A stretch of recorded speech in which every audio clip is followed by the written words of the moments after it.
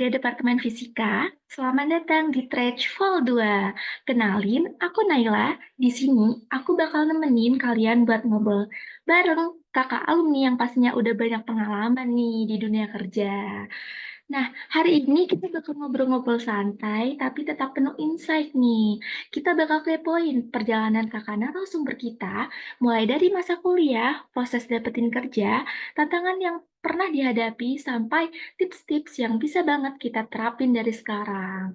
Nah, sekarang aku sudah bareng kakak alumni nih yang sangat keren ini. Halo kak, gimana nih kabarnya hari ini? Halo, baik.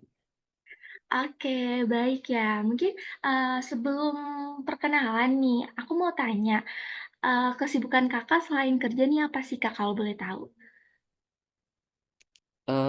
Selain kerja, banyak ya ngisi waktu, apa namanya, kosong, kayak coba belajar hal baru, belajar, ke arah, bisnis, kayak gitulah. Gitu ya. Jadi bukan hanya kerja aja nih kak ya. Iya, Oke, mungkin biar teman-teman di sini juga pada kenal kakak dan aku juga makin kenal kakak, boleh perkenalan dulu nih kak, mulai dari nama, program studi, angkatan, dan boleh sebutin sekarang kakak lagi kerja di mana dan sebagai apa nih kak? oke, sebelumnya perkenalkan nama saya Bayu Hasanah Firdaus, dari Departemen Fisika, program studi Fisika. Lebih spesifik lagi di fisika material angkatan 2019 dan sekarang, saya bekerja di salah satu perusahaan, industri otomotif yaitu, PT BYD Auto Indonesia dan di sana saya mendapat amanah sebagai, material engineer, seperti itu. Waduh, kayaknya kakaknya udah di apa di material engineer ya. Mungkin nanti teman-teman Ya, yang pengen ke material engineer juga nih, pengen kakak kayak kakaknya bisa tanya-tanya ke kakaknya aja ya, Kak Bayu ya. Oke, mungkin boleh. aku lanjut ya Kak. Sebelum ke proses kerja nih, aku mau tanya dulu. Dulu waktu kuliah, kakak udah ada bayangan belum sih bakal kerja di bidang ini, atau malah nggak pernah nih kepikiran sama sekali tentang pekerjaan ini? Kalau spesifik, di bidang otomotif yang sekarang, aku jalanin ya, dulu sih nggak kepikiran sama sekali. Tapi, karena, ketika kuliah itu berpikir material itu kan luas ya, material itu luas, fisika pun juga luas. Jadi di industri manapun pasti kita dibutuhin dan, pasti ada, chance buat kita masuk. Jadi ketika kuliah ya mempersiapkan diri untuk siap di industri mana aja. Jadi nggak, nggak spesifik harus di otomotif ataupun harus di industri migas kayak gitu. Jadi, lebih ke menyiapkan diri untuk siap di industri manapun pada saat itu. Kemudian ketika, lulus ya mulai coba-coba, coba apply di beberapa, industri, lebih ke semua industri sih dulu apply-nya. Jadi mana yang, ada yang, lowongan yang cocok, nah itu kita coba. Jadi jangan menurutku waktu itu, nggak boleh, eee, terlalu mengecilkan, lingkup mana area yang kita tuju, kayak gitu. Jadi biar kita bisa cari chance di mana pun yang, mungkin kita bisa masuk, kayak gitu. Nah, jadi kakak dulu nggak kepikiran nih mau ke otomotif atau apa, yang penting jalanin dulu gitu ya. Bener, lebih ke nyiapin diri aja sih dulu. Nyiapin diri aja dulu pas Heeh. kuliahnya, gitu. Oke kak, biar temen-temen tahu juga nih, ceritain dong kak, gimana awalnya bisa dapetin pekerjaan ini. Prosesnya tuh gimana sih, susah kak? Atau perlu apa aja kak? Gitu. Kalau dibilang susah atau enggak itu mungkin perspektif orang bisa beda-beda ya, Ya, betul. karena, selama aku, kerja dari awal cari kerja sampai sekarang udah kerja, prosesnya ya cukup panjang, dari kita harus siap nerima, apa konsekuensi dari keputusan yang kita ambil, kemudian perusahaan yang kita ambil, kemudian bagaimana cara kita ngejalanin amanah, yang dikasih sama perusahaan itu, kayak gitu. Jadi kalau dari dulu awal lulus, yang tadi aku bilang, aku coba apply ke, berbagai macam bidang industri, tapi, aku juga ngelihat requirement-nya seperti apa, apakah cocok sama diri aku sendiri. Kalau misalkan cocok aku apply, tapi kalau misalkan kurang cocok, mungkin, aku, nggak berani apply karena ya kita tahu kapabilitas kita masing-masing. Jadi dari awal yang tadinya aku bilang kita harus mempersiapkan diri, sebelum kita ke dunia kerja, mau itu di industri manapun, nah ketika kita sudah mempersiapkan diri, kita tahu kapasitas kita seperti apa, kompetensi kita seperti apa, baru mulai apply sesuai dengan, kompetensi yang kita punya. Nah, dari aku apply di, beberapa perusahaan, waktu itu aku dapat kerja pertama kali itu di perusahaan swasta juga, eee, di PT Hailiang itu juga, salah satu perusahaan pengolahan tembaga yang ada di Gresik waktu itu kita, mengolah hasil tembaga dari PT Freeport Indonesia. Nah, jadi itu awal mula, waktu itu mendapatkan kerja, kemudian dapat, kesempatan juga ketika awal masuk kerja saya juga mendapatkan kesempatan untuk belajar langsung karena itu perusahaan Cina ya. Jadi belajar langsung ke Cina selama kurang lebih 2 sampai 3 bulan lah waktu itu.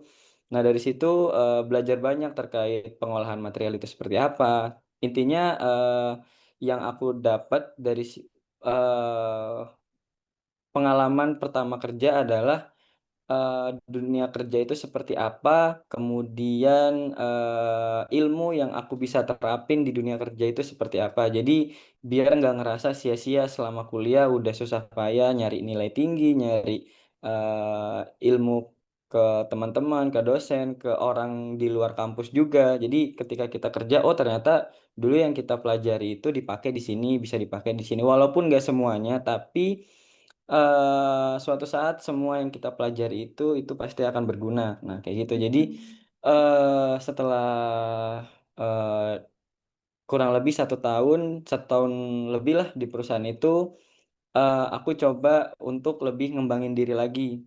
Kira-kira, setelah 1 tahun, kita lebih tahu kita ini, kapasitasnya seperti apa, cocoknya di bidang apa, dan kita pengen, karir kita itu kemana kayak gitu. Jadi, setelah 1 tahun aku memutuskan untuk coba apply lagi ke tempat lain karena, mungkin dari diri aku sendiri aku udah ngerasa, di tempat itu aku sudah banyak dapat apa yang aku mau, kayak gitu. Jadi, aku pengen belajar lebih banyak, tapi, lanjutan dari bidang yang sekarang. Karena waktu itu, kita salah satu hasil produksinya adalah, komponen untuk baterai mobil listrik. Jadi, aku mulai tertarik ke arah otomotif setelah itu, karena udah mempelajari baterai baterai mobil listrik itu seperti apa, kemudian cara penggunaannya seperti apa, efeknya nanti di kendaraan itu seperti apa. Nah, akhirnya mulai tertariklah ke otomotif. Nah, kebetulan, ada kesempatan di,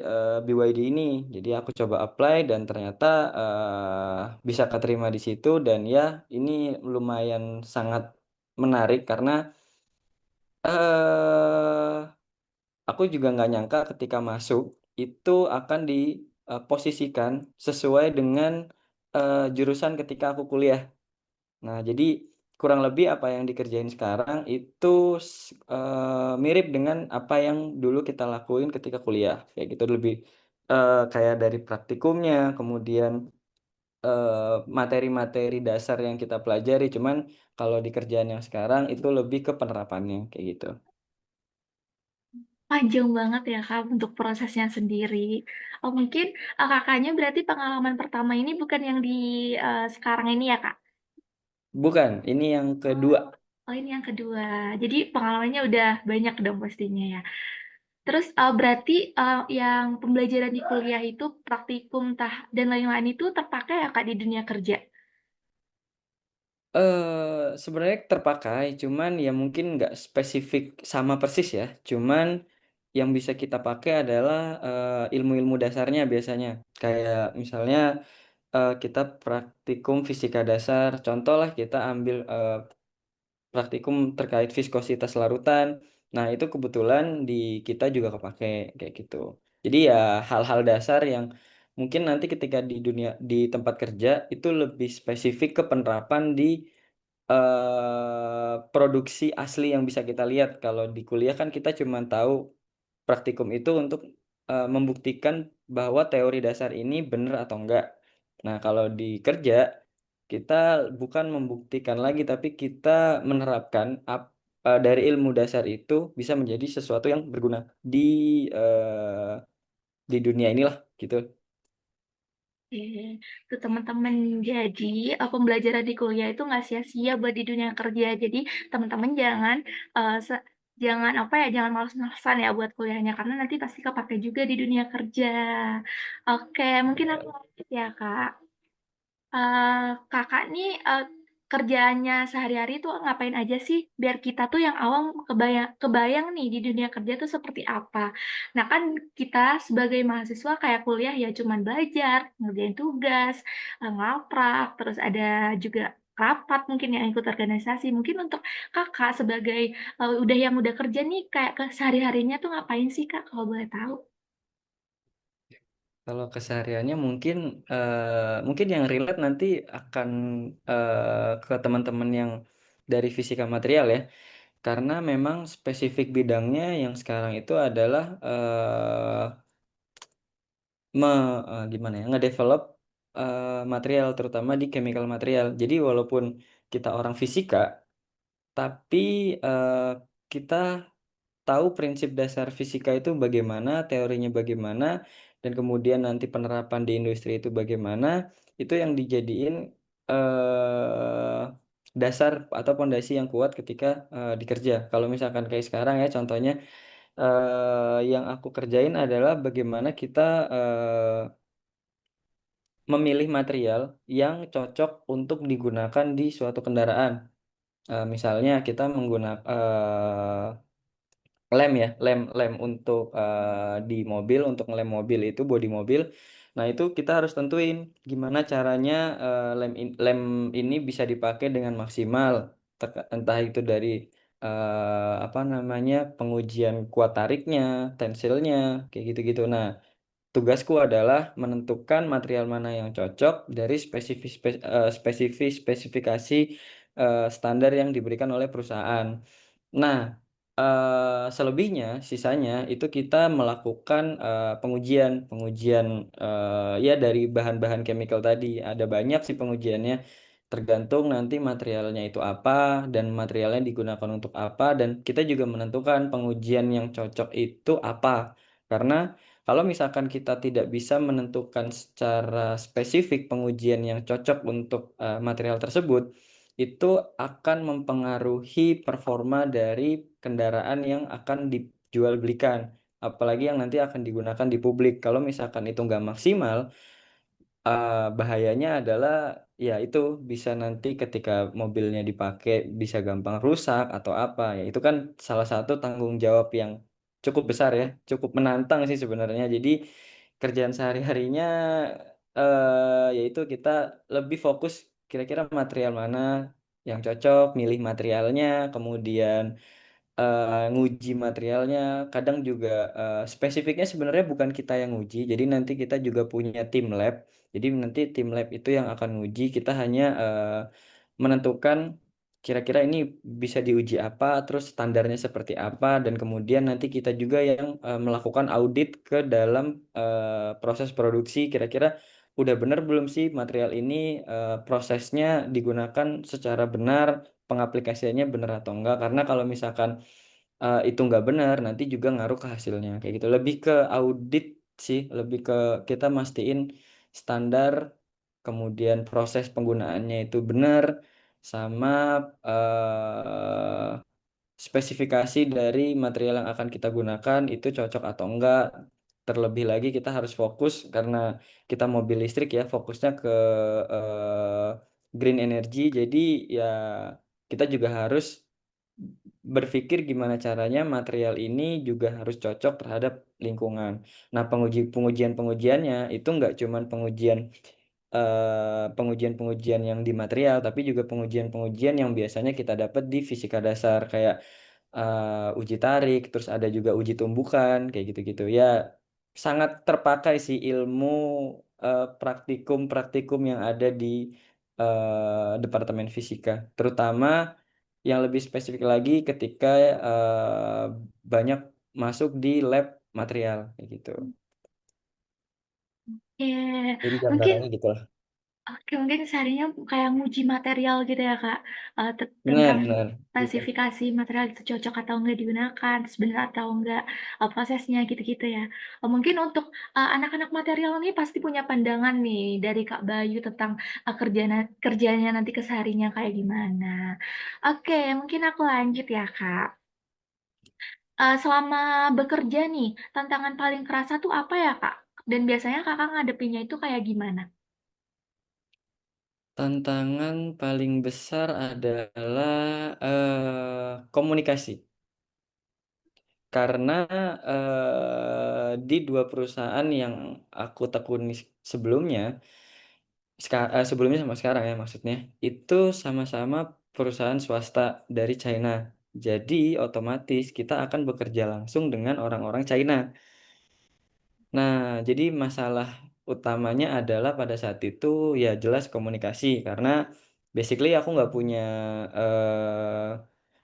punya background atau dasar bahasa Cina atau bahasa Mandarin. Jadi mau nggak mau itu menjadi tantangan baru gimana caranya kita tetap harus bisa komunikasi. Dengan cara apapun waktu itu karena masih belum bisa ya, masih masih bener-bener awam banget, nggak tahu apa-apa masalah bahasa Mandarin, jadi kita memanfaatkan teknologi yang lain kayak kita pakai Google Translate atau enggak, kita coba, ngajarin mereka bahasa Inggris, tapi kita nggak boleh nutup diri, kita juga yang harus belajar bahasa mereka. Jadi untuk mempermudah, komunikasi, coba ngelakuin berbagai macam hal sih, salah satunya ya kita ngajarin bahasa kita ke mereka, tapi kita juga harus belajar bahasa mereka, kayak gitu. Ya tantangan terbesarnya sih di komunikasi karena mungkin kalau bahasa Inggris masih gampang ya, maksudnya Iya. kalau kita bekerja dengan perusahaan-perusahaan asing yang, eee, mayoritas mereka bisa bahasa Inggris mungkin oke, tapi kalau nggak bisa, ya mau nggak mau, karena kita udah masuk di situ, jadi kita harus yang menyesuaikan. Jangan kita udah masuk situ, mereka yang harus menyesuaikan kita, nggak bisa. Jadi kita yang menyesuaikan diri, cara komunikasinya seperti apa, dan budaya mereka seperti apa, itu, penting karena itu akan berpengaruh ke attitude sih. Karena walaupun misalnya kita ngerasa, "Oh, di Indonesia ini hal yang biasa, hal yang sopan ya, hal yang lumrah," tapi belum tentu, di budaya mereka itu adalah hal yang biasa, kayak gitu. Jadi kita, tetap harus belajar budaya mereka. Jadi fokusnya bukan hanya ke kerjaan akhirnya, kita juga fokus ke, gimana caranya komunikasi, gimana cara kita nyelesain masalah dengan orang asing, kayak gitu. Karena lebih mayoritas, bekerjanya bareng mereka sih, terutama engineer-engineer-nya itu, rata-rata kan mereka dari China ya, jadi ya mau nggak mau kita harus belajar, gitu. Aduh, komunikasi ya, Kak. Mungkin, Kakaknya mungkin bisa bahasa Cina sekarang ya? Enggak juga. Oke, jadi kita juga harus menghargai juga ya budaya mereka juga, dan bahasa-bahasa mereka juga, jadi kita yang menyesuaikan. Oke, mungkin Bener. aku lanjut ya, Kak. Waktu awal masuk kerja nih, ada nggak sih kultur shock nggak, Kak? Ada kultur shock nggak nih, Kak? Kayak, "Loh kok gini?" Atau, "Ini ngapain ya?" Gitu. Mungkin ada nggak, Kak? Kalau aku sih nggak terlalu culture shock ya, karena menurutku, kita udah tahu dunia kerja itu pertama kali itu bukan ketika kita masuk kerja pertama, tapi ketika kita magang. Walaupun nge-treat-nya beda.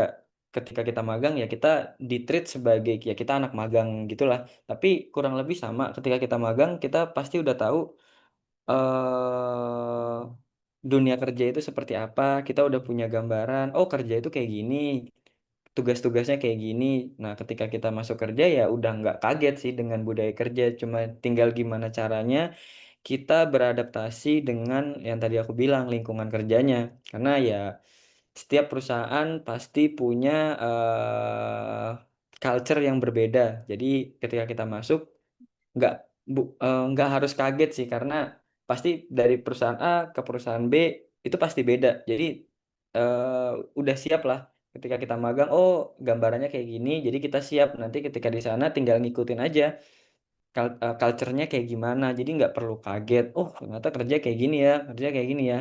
Kalau emang tujuan awalnya kalian masuk ke perusahaan itu untuk bekerja, harusnya kalian nggak kaget sih, tinggal penyesuaian diri aja, gitu. Oke, mungkin dengan pengalaman tadi magang gitu ya Kak. Jadi, oh ya udah Mhm, punya pandangan gitu ya. Oke, mungkin aku lanjut ya Kak. Skill apa nih yang menurut Kakak wajib banget dimiliki anak-anak yang bentar lagi lulus? bentar lagi lulus ya, Ya, bentar lagi lulus itu yang pertama ilmu dasar, karena dasar. kalian S1 ya, Iya. S1 udah pasti kalian akan dianggap, sudah tahu lebih banyak terkait, eee dasar dari pekerjaan, walaupun itu cuma ilmu dasar, kayak kita kan udah banyak belajar tentang, fisika, bukan lagi kalian cuman tahu hukum termodinamika itu seperti apa, tapi kalian juga tahu hukum apa, termodinamika itu digunakan untuk apa, penerapannya seperti apa, kemudian apa yang harus diperhatikan, kayak gitu. Jadi yang pertama ilmu dasar, yang kedua itu, eee soft skill tapi yang di luar, eee, kuliah. Jadi kayak, mungkin ya, kayak teman-teman yang dari, eee, material itu kan biasanya nanti kerjanya kita akan bersaing dengan teman-teman teknik. Jadi banyak soft skill ataupun hard skill yang kita nggak dapet di kuliahan, sedangkan mereka dapat. Nah, itu harus kalian siapkan dulu sebelum kalian, bertarung nih nanti dengan teman-teman, dari jurusan-jurusan lain, terutama mungkin dari teknik material metalurgi, kemudian dari teman-teman, instrumentasi juga harusnya sama, teknik geofisika pun juga harusnya sama. Yaitu pentingnya, kalian ketika kuliah itu harus bener-bener mengulik mengulik ketika nanti kalian kerja itu bidangnya apa aja sih, kemudian yang harus disiapkan apa aja sih, kayak gitu. Jadi nggak cuman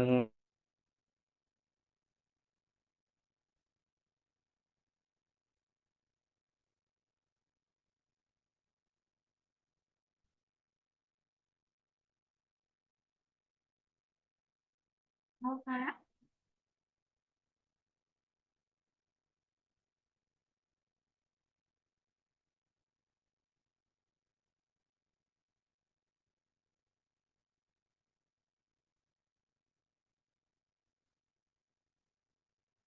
Kalau Kak mungkin ini patah-patah ya?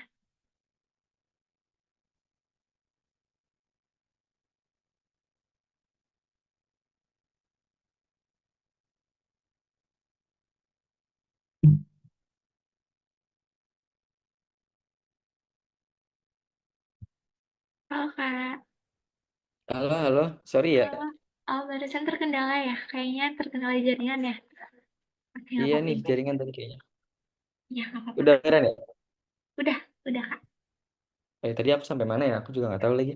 Tadi ini Kak yang tentang apa soft skill. Oh, ya, oke oke. Nah, jadi ya itu yang mungkin buat teman-teman yang akan lulus ya, Ya, eee, selain ilmu, dari kelas, ilmu dasar yang kalian dapatkan di kelas, kalian juga harus siapkan, ilmu-ilmu lain, soft skill ataupun hard skill lain kayak contoh gambar teknik, cara ngebaca drawing, itu kan hal-hal yang kita nggak dapet nih di fisika. Ya mungkin ke depannya siapa tahu dari departemen bisa ngebantu, ngedevelop hal-hal kayak gitu ya. Eee, soft skill, hard skill, kemudian, organisasi, itu pengalaman organisasi itu menurutku hal yang sangat penting. Karena apa? Karena, di dunia kerja itu menurutku cara kita manajemen people, cara kita manajemen orang sama waktu itu sama dengan kita manage manage suatu organisasi. Cuma bedanya kalau misalkan kita di kampus itu organisasinya masih kecil dan hasil program kita itu hanya mungkin tujuannya apa, outputnya apa, tidak berupa barang. Jadi outputnya benar-benar hanya berupa mungkin tulisan atau segala macamnya. Tapi kalau di dunia kerja itu kita sama kayak lagi ngejalanin organisasi, kita punya kepala organisasi kayak bos kita siapa, nah kita staffnya, terus gimana caranya kita komunikasi baik dengan staff yang lain, kemudian gimana cara kita mungkin ketika kita nanti punya bawahan, gimana cara kita nge-manage bawahan kita. Nah, itu mungkin dasarnya bisa kalian dapat dari organisasi. Karena sama, cuma bedanya kalau di dunia kerja hasilnya itu benar-benar kelihatan. Contoh kayak di industri yang aku jalani sekarang ya hasilnya kan kita bisa lihat ya nanti hasil produknya mobil nih misalnya. Kalau misalkan kita nggak bisa manage orang-orang ini untuk bekerja dengan baik, ya ya hasilnya akan kacau kayak gitu. Jadi Hmm. simpelnya kayak gitu. Kemudian selain organisasi, mungkin bisa dilengkapin sama, eee, sertifikasi-sertifikasi mungkin dari segi bahasa Inggris atau mungkin sertifikasi yang spesifik sama bidang kalian. Contohnya mungkin kalau dari aku nggak tahu ya kalau teman-teman fisika yang lain, tapi kalau misalkan kayak, material mungkin kalian bisa coba-coba cari atau ikut pelatihan, training yang mungkin relevan dengan material. Kayak standar pengujian itu seperti apa, ISO mungkin yang simpel tuh ISO ya. Kalian coba ikut, training-training ya yang memang mungkin ngeluarin modal sendiri, cuman coba cari yang kalian mampu, dengan budget kalian karena, uang yang kalian keluarkan itu menurutku sebanding dengan ilmu yang kalian dapat dan itu yang akan menjadi, pondasi kuat ketika kalian nanti akan masuk ke, dunia kerja, kayak gitu. Jadi, banyak sih yang perlu disiapkan sebenarnya. Public speaking juga, ya itu balik lagi tadi ke organisasi lah.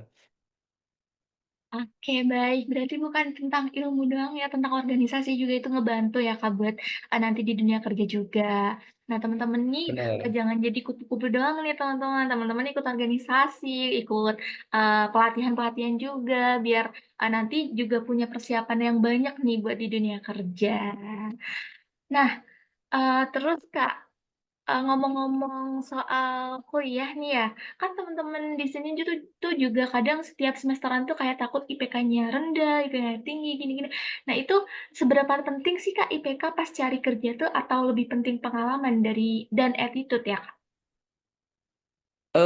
Aku nggak bisa bilang mana yang lebih penting, mana yang enggak ya, karena, semuanya penting menurutku. Karena satu, IPK ya, IPK itu mungkin mungkin, beberapa orang berpendapat, ya ya udah emang kenapa IPK rendah belum belum bukan berarti dia nggak bisa. Emang benar, bukan berarti dia nggak bisa, tapi, mungkin coba nanti kalian bisa cek di beberapa requirement biasanya di Indonesia, itu ada standar IPK.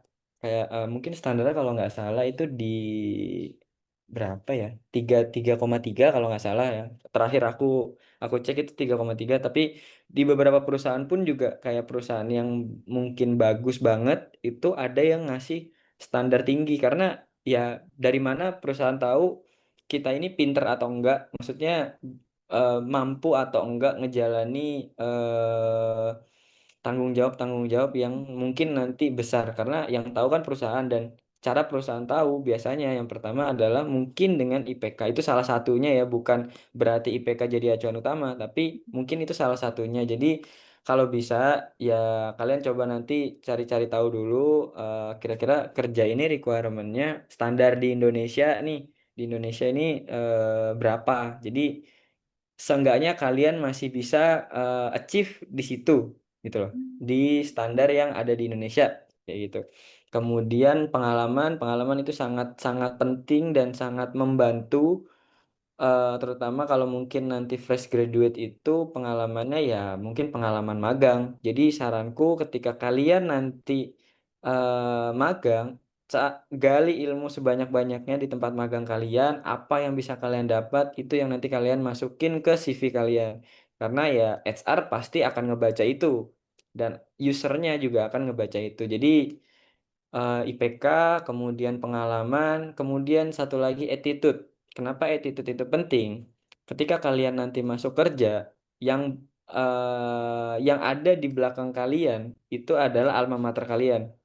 Terutama kita udah punya nama kampus yang cukup terkenal di Indonesia. Jadi mau nggak mau kita nggak boleh eh, bikin nama UB sendiri itu jelek. Jangankan UB, mungkin departemen fisika gitu ya. Jadi kalau bisa ya kalian ngebanggain departemen kalian, entah itu dari segi keilmuan ataupun dari attitude. Jangan sampai ada omongan di dunia kerja, oh orang UB ini attitude-nya kok kayak gini, kayak gitu loh. Jadi ya attitude sangat penting. Apalagi ya sekarang kita tahu mungkin akan ada gap di dunia kerja antara Gen Z dengan bukan Gen Z. Nah, jadi kalau bisa walaupun kalian ada di generasi apapun, attitude-nya tetap dijaga, hormat sama atasan, respect sama temen sesama departemen kayak gitu. Jadi ya itu sangat penting karena itu yang akan mempengaruhi lingkungan kerja kalian dan teman-teman kalian. Karena kalau lingkungannya nggak nyaman, pasti kerjanya juga nggak nyaman dan nggak maksimal. Jadi tiga yang tadi disebutin itu mana yang lebih penting? Semuanya penting. Kalau menurutku, karena ya itu semuanya kepake. Oke, Kak, jadi semuanya penting ya, apalagi apalagi pengalaman sama Mm-mm. attitude ya. Itu penting Bener. banget. Oke, Kak. Terus nih, Kak, aku lanjut ya. Tips dong, Kak, biar kita nggak gampang down atau insecure nih ngelihat teman-teman yang udah lebih duluan dapat kerjaan. Eh, kalau sebenarnya itu hal manusiawi ya, sebenarnya manusiawi. Tapi sebenarnya kalau kalian ngerasa down itu nggak apa-apa, menurutku nggak apa-apa karena itu sifat manusiawi. Tapi jangan terlalu lama. Kalau aku sendiri caranya adalah kita nggak usah selalu ngelihat ke atas. Jadi nggak usah ngelihat teman-teman yang udah keterima kerja duluan, nggak usah ngelihat teman-teman yang udah kerja di perusahaan yang lebih bagus. Ya mungkin setiap orang kan rezekinya bisa beda-beda ya. Jadi ya, oh mungkin rezeki mereka itu ada di sana. Bisa jadi kita tujuannya sama. Contoh ya, aku ambil contoh. Tujuan kita sama, misalnya kita sama-sama mau kerja perusahaan apa sih yang mungkin bagus? Oh, Pertamina misalnya ya. Misalnya kita sama-sama mau kerja di Pertamina. Teman kita keterima duluan nih di Pertamina, sedangkan kita masih kerja malah keterimanya di perusahaan swasta. Yang nggak masalah, mungkin jalan kita adalah kita ke perusahaan swasta dulu, baru ke Pertamina. Bisa jadi mereka mungkin memang dengan punya skill atau keilmuan yang mungkin lebih dari kita, akhirnya mereka bisa achieve ke sana duluan, sedangkan kita harus melalui proses yang lain. Jadi menurutku jangan ngelihat ke atas terus, coba ngelihat ke diri sendiri. Misalnya teman kita udah keterima duluan nih di sini, kok kita belum? Oh, berarti kita ada yang kurang. Apa sih yang kurang? Coba kita introspeksi diri, coba dicek lagi apakah mungkin oh dari CV kita belum sesuai. Terus coba nanti diimprove lagi CV-nya atau LinkedIn, mungkin koneksinya kurang banyak, jadi kurang kelihatan nih kita di dunia kerja. Coba di improve lagi LinkedIn-nya. Kemudian, oh mungkin ada skill yang kurang, entah ketika interview cara penyampaian kita kurang bagus, atau mungkin bahasa kita kurang bagus, yaitu mungkin bisa dibenerin. Jadi lebih ke ngelihat diri sendiri aja dulu, jangan jangan terlalu fokus ngelihat orang lain karena boleh kalian ngelihat orang lain, tapi bandingin dengan diri kalian sendiri. Jadi jangan ngelihat sisi buruknya terus. Mungkin, oh mereka memang tujuannya A, aku mau tujuannya yang B, tapi dengan caraku sendiri gitu. Ya percaya aja sama proses dan usaha terus, karena aku yakin usaha nggak ada usaha yang ngehianati hasil. Gitu. Oke, jadi down itu wajar ya, Kak, tapi jangan lama-lama gitu ya. Benar, wajar, wajar. Wajar. Oke, gitu ya teman-teman. Jadi down itu wajar, tapi jangan lama-lama. Jangan melihat orang lain apa kayak, ih, temen aku udah kerja nih, kok aku belum, jangan gitu. Tetap usaha ya teman-teman, karena usaha Betul. tidak akan mengkhianati hasil. Oke, mungkin Betul. pertanyaan terakhir nih Kak. Ada pesan atau motivasi nggak buat kita semua yang lagi siapin langkah ke dunia kerja? Buat teman-teman yang, mungkin yang masih kuliah ya, ya Kak, lebih banyak kalian cari informasi terkait dunia kerja. Banyak koneksi ke kakak tingkat kalian ya, terutama yang mungkin, banyak, alumni-alumni yang lulusannya, bagus dan mungkin itu di bidang yang kalian mau. Coba kalian, bangun koneksi ke sana, kemudian, kalau bisa kalian juga bangun koneksi ke perusahaan-perusahaan, kalau misalkan nggak bisa lewat alumni, cobalah kalian inisiatif, entah itu kalian bisa coba cari magang ke sana, atau mungkin kalian bikin program-program di organisasi kalian yang bisa, kerjasama sama perusahaan, karena itu penting. Kemudian, kalian, apa namanya, dimantepin lagi pondasi keilmuan kalian, dasar-dasar yang nantinya akan dibawa ke dunia kerja, attitude-nya seperti apa, kemudian, cara komunikasi, public speaking, dan segala macamnya. Dan kalian, jangan ngerasa, "Ngapain sih kita kuliah capek-capek 4 tahun, 3,5 tahun, 4 tahun, 5 tahun, nanti ujung-ujungnya di kerjaan nggak dipakai." Nggak kayak gitu. Jadi, prinsipnya harus kalian ubah, karena semua yang kalian lakuin sekarang di dunia kuliah, yang kalian dengerin, yang kalian lakuin, yang kalian rasain, itu nanti yang akan kalian pakai ketika kalian kerja. Jadi, percaya sama proses, jangan pernah ngerasa putus asa sih, karena semua, ada waktunya kapan dia akan bersinar, kapan enggak, kayak gitu. Tapi semuanya pasti ada waktunya. Jadi eee, sama pihak-pihak perusahaan, kemudian, apa namanya, siapin cara komunikasi kalian, terutama cara interview itu seperti apa. Karena mungkin, akan beda ya ketika kita ngobrol sekarang kayak biasa, sama nanti ketika kalian interview. Itu, mungkin deg-degannya sih yang sangat kerasa ya. Jadi beda banget karena ya itu kalian di situ berbicara, setiap kata yang kalian ucapkan itu akan menentukan karir kalian. Nah, intinya gitulah. Jadi cara public speaking seperti apa, terus, manajemen manajemen, suatu organisasi mungkin itu juga penting. Dan ya itu semua kan, balik lagi ke proses. Jadi jangan kalian ngerasa apa yang sekarang kalian rasain, kalian lakuin ketika kalian kuliah, itu nanti nggak berguna ketika kalian kerja. Semuanya berguna, cuman mungkin ada beberapa hal yang belum waktunya kalian pakai aja, kayak gitu. Tapi selama nanti kalian kerja, ya apa yang kalian, lakuin di kuliah, semua prosesnya itu akan kerasa nanti ketika kalian udah mulai kerja, "Oh ternyata dulu aku belajar ini dipakainya buat ini loh," gitu loh. Jadi ya itulah namanya proses. Jadi jangan pernah putus asa selama kalian berproses, terus mencoba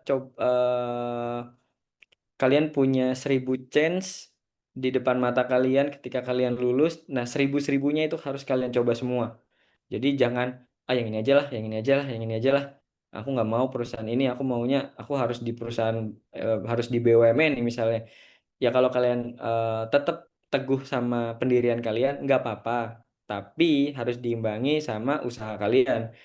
Dan harus siap menerima apapun hasilnya di depan mata kalian. Ya belajar belajar, siap menerima apapun hasilnya. Jadi belajar ikhlas juga, kemudian percaya sama proses, siap untuk menghadapi apapun yang akan terjadi di masa depan. Jadi semua tergantung proses kalian sekarang. Jadi ya semangat aja belajarnya. Tuh. Terima kasih ya Kak atas pesan dan motivasinya nih buat kita semua. Pasti teman-teman juga di sini pada termotivasi kan dengan kata-kata dari Kak Bayu. Dan mungkin nanti teman-teman material bisa membangun juga koneksi dengan Kak Bayu nih. Barangkali Kak Bayu bisa bantu nanti pas teman-teman nyari kerja, entah itu teman-teman masih apa ya pengen punya pandangan nih tentang dunia kerja yang lanjutan nantinya. Oke, karena tadi sudah pertanyaan yang terakhir nih, Kak. Itu artinya obrolan kita bareng Kak Bayu udah sampai di penghujung sesi nih. Sebelumnya, aku mau ngucapin terima kasih banyak kepada Kak Bayu sudah nyempetin waktunya buat sharing bareng kita. Semoga cerita dan tips yang Kakak bagikan tadi bisa bermanfaat buat teman-teman Departemen Fisika. Nah, buat teman-teman, kalau masih ada pertanyaan atau mau ngobrol lebih lanjut, boleh banget kan Kak langsung hubungin Kak Bayu. Boleh, nanti bisa koneksi di LinkedIn aja ya, mungkin lebih gampang. Nanti bisa cari LinkedIn aku di Bayu Hasanul Firdaus. Nanti ya kalau misalkan mau tanya-tanya bisa tanya-tanya di situ juga. Oke, mungkin bisa lewat LinkedIn ya teman-teman. Oke Kak, sampai ketemu di trash selanjutnya ya.